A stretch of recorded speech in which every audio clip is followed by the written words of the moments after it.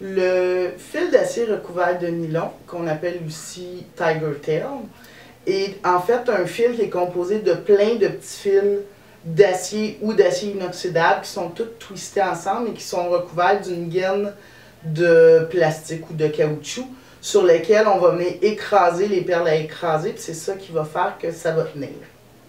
Dans les fils d'acier recouvert de nylon, vous avez plusieurs grosseurs, donc ça va de 0,30 mm à 0,60 mm. La plus petite étant la 0,30 mm de grosseur et le plus gros 0,60 mm de grosseur. Et vous allez choisir un fil plus gros si vous avez des billes plus lourdes et un fil moins gros si vous avez des billes moins lourdes. Dans la marque Bidolon, vous avez des chiffres qui sont écrits dans le haut des bobines. Ça veut dire qu'à grosseur égale, donc si je prends un fil de 0,46 mm, vous voyez que les trois ont cette grosseur-là. Je vais avoir dans le même fil 7 brins, dans le même fil 19 brins et dans le même fil 49 brins. Plus vous avez de brins dans votre fil, plus votre fil va être souple et moins il va faire d'encoche. Ce qui arrive souvent avec le Tiger Tail, c'est que si on l'accroche, soit en le travaillant ou en le portant, ça va faire des encoches comme ça qui vont être très difficiles à enlever pour ne pas dire impossible. Donc, plus vous avez de brins, moins vous avez d'encoches. Mais la plupart des gens utilisent quand même le 7 brins. Sur ce fil-là, on va venir mettre ce qu'on appelle des perles à écraser. Vous pouvez soit l'écraser avec une pince plate ou une pince à perles à écraser ici. Comme vous pouvez voir avec la pince plate, ça fonctionne très bien, mais on voit beaucoup plus la perle à écraser, donc c'est un petit peu moins joli. Et dans les perles à écraser, vous avez différentes grosseurs, qui va de la très petite, donc de 0,8 mm à 4 mm de grosseur, selon le nombre de fils que vous allez entrer à l'intérieur. Il existe aussi des perles à écraser de forme tubulaire, donc vous en avez vraiment pour tous les goûts. Si vous voulez venir écraser des petites perles à écraser, ça va vous prendre la pince petite. Donc vous voyez que le trou n'est pas très gros, c'est pour les perles de 0,8 à peut-être 1,5 mm de grosseur. La moyenne va écraser des perles seulement de 2 mm de grosseur, c'est celle qui est la plus utilisée. Et la grosse pince va écraser des perles de 2,5 mm en montant. Pour venir recouvrir ces perles à écraser-là, pour que ça soit plus joli, on va venir poser des couvre-perles à écraser. Vous en avez différentes grosseurs là aussi pour les différentes grosseurs de perles à écraser. Donc, puis avec différents finis.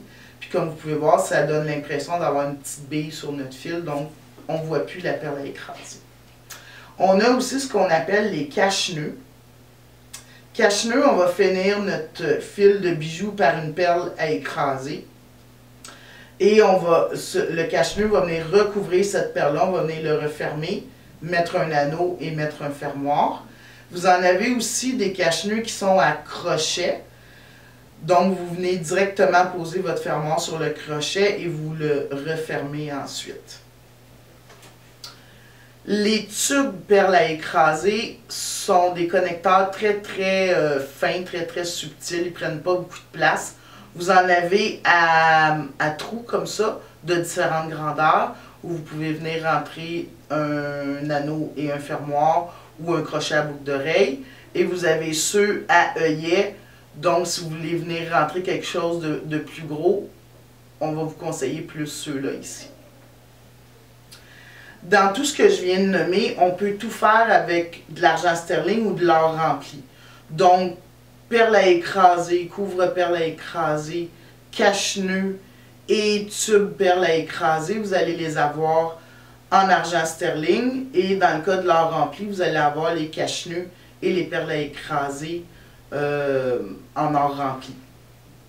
Quand on vient utiliser le connecteur multirang, nous on l'appelle aussi le connecteur poubelle parce qu'il a l'air d'une petite poubelle, Vous allez venir finir chacun de vos fils de bijoux par une perle à écraser. Pour que ça soit plus solide, on vous conseille de rentrer un deuxième fil pour que ça soit vraiment, vraiment solide. Et vous allez venir rentrer votre perle à écraser dans le connecteur poubelle et venir refermer le petit clapet qui est en haut. Ça vous donne un fini comme ça. Il existe aussi des protège-fils. Dans le cas du Tiger Tail, le protège-fil ne va pas nécessairement protéger votre fil parce que le Tiger Tail est solide, mais il va vous permettre de toujours avoir des petites boucles comme ça, de la même grosseur. Parce que ça arrive, si on n'utilise pas la canotille ou le fer à cheval, d'avoir d'un côté du collier une grosse boucle et de l'autre côté une petite boucle. Fait qu'avec ça, vous allez être capable d'avoir toujours la même grosseur. Et vous avez des grosseurs de tubes. Le fer à cheval, il vient dans un seul format. Pour finir, on a tout ce qui est connecteur de fantaisie. Donc, à 2 œillets et plus.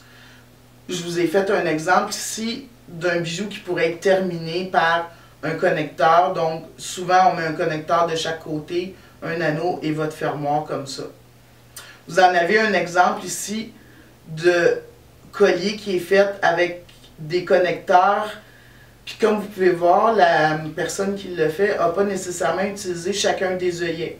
Puis est venu les relier ensemble. Donc on peut, à part l'utilisation courante qu'on en fait, venir inventer des nouvelles façons de venir relier les fils ensemble.